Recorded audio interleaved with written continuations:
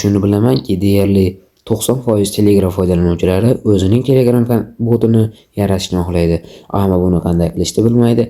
Bilgan taqdirda ham buni yaratish pulli. Men sizlarga hozir mutlaqo bepul yo'lini o'rgataman. Buning uchun ekranga obuna va like ni bosib qo'yishingiz kifoya. Bo'lmasam birinchi bo'lib qiladigan ishimiz почти 90% Telegram botni yaratishni biladigan odamlar biladi buni. Qanunda birinchi bo'lib bilmaydiganlarga o'rgataman. Bot Fazer deb yozib olamiz. Fazer, bot Fazer. Mana bot Fazer galchkasi bor ekranimiz. Oylik foydalanuvchi 8 mingdan ko'p. 8 milliondan ko'p. Va biz esa hozir bu yerga xohlagan narsangizni yozib olasizlar, keyin hozir to'xtab turinglar. Mana bu yerga buni bosib my bots, new bot deb yozamiz.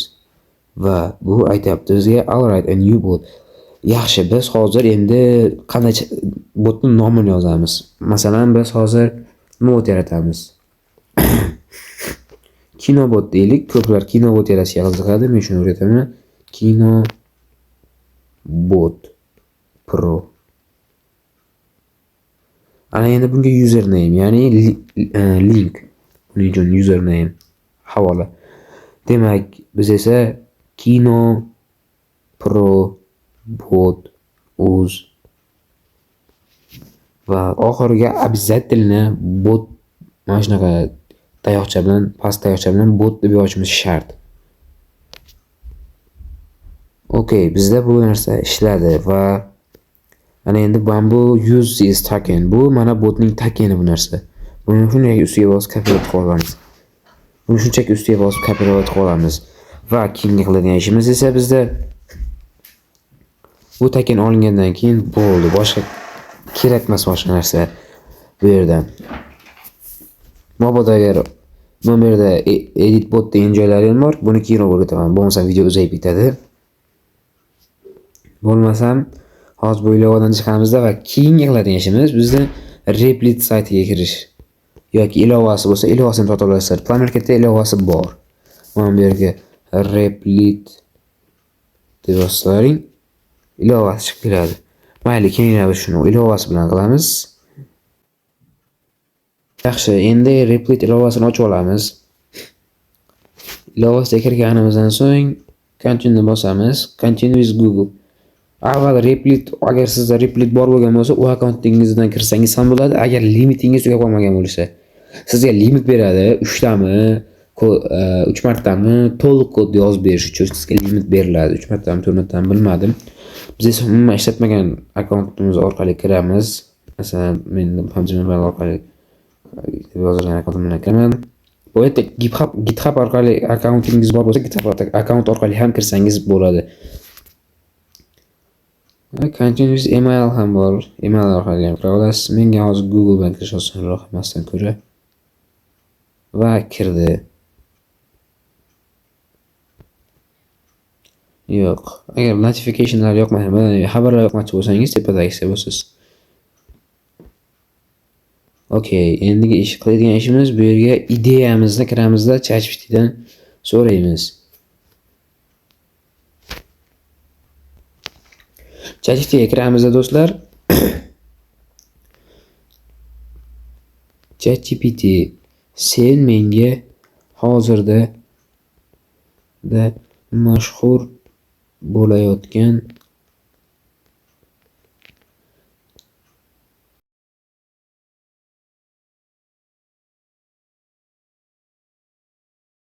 yozib bergan promptni nusxalab olamiz. Bu promptni videoni opsiyasidan olasizlar.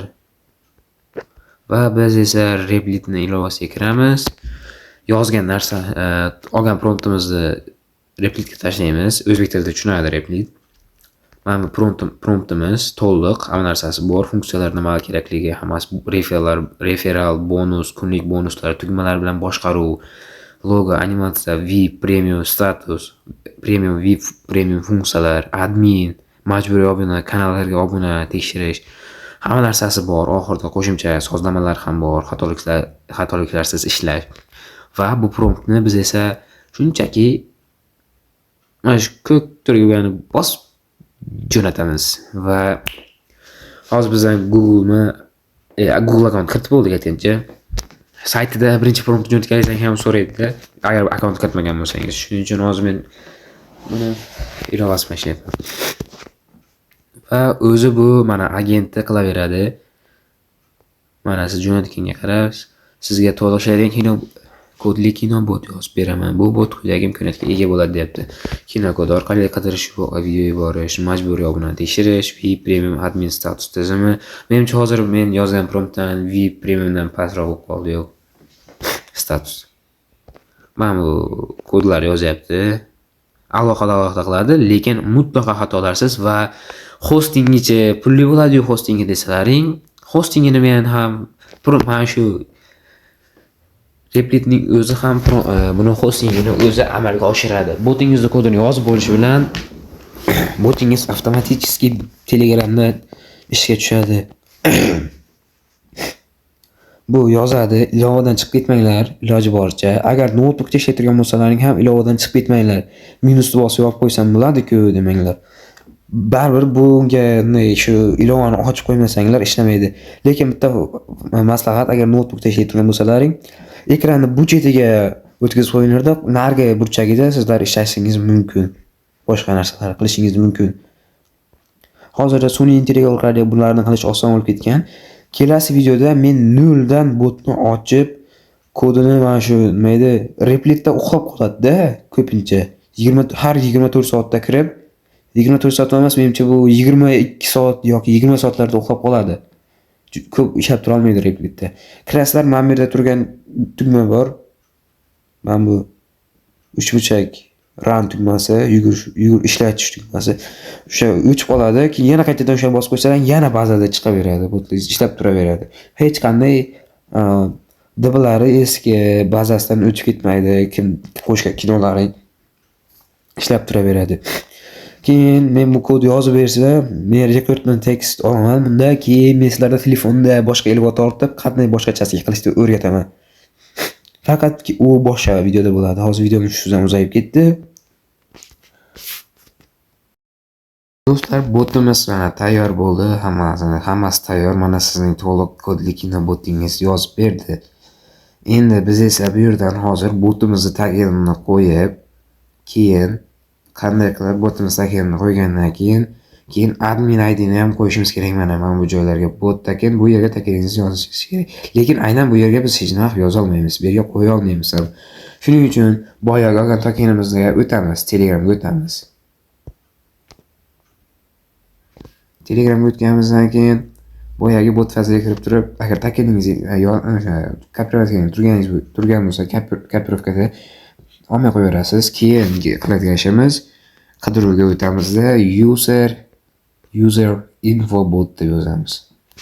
Mana bu shuncha kiramiz va bu yerdan mana sizning ID'ingiz deyapti. Your ID. Mana shuni kopiya qilasizlarda, keyin o'tasizlar. Bu yerga o'tganlaridan keyin files. Mana qayerda aytiram files bu. Mana shuni bosasizlar, mana buni tugmani bosasizlar. Bunisini. Bitta faylga bosasizlarda, file 3 ga bosasizlar. Keyin esa main page ga o'tasizlarda, main page emas, mana qayerda botpay bo'lishi kerak. Telegram bot. Mana botpay ga o'tasizlarda, sizda shunday ham turgan bo'lishi kerak o'zi. Botpayni topganlardan keyin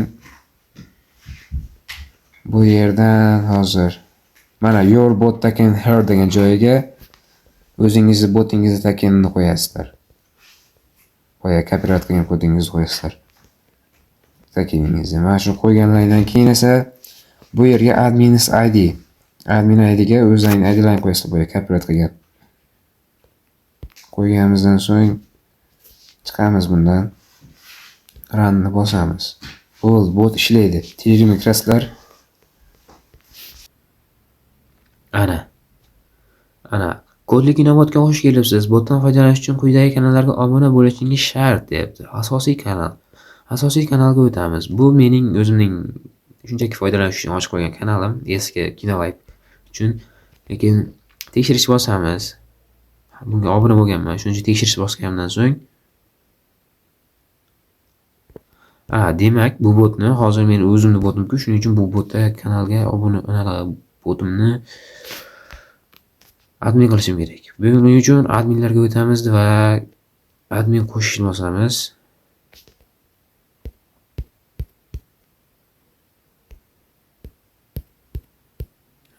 Bu yerga Kino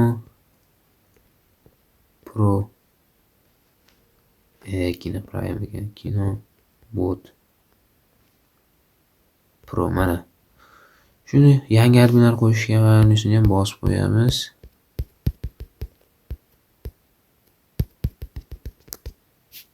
Hozir qo'shiladi. Endi chiqqanimizdan so'ng boyagi botga kiramiz. Tekshirish bosamiz.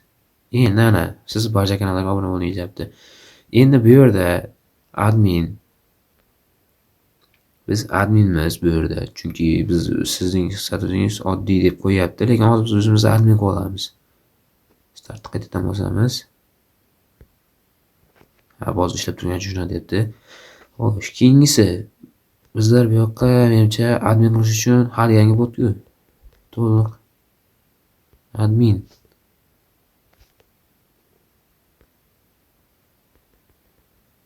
To'xtab turinglar, cho'ta. Bot uxlab qoldimi deyman.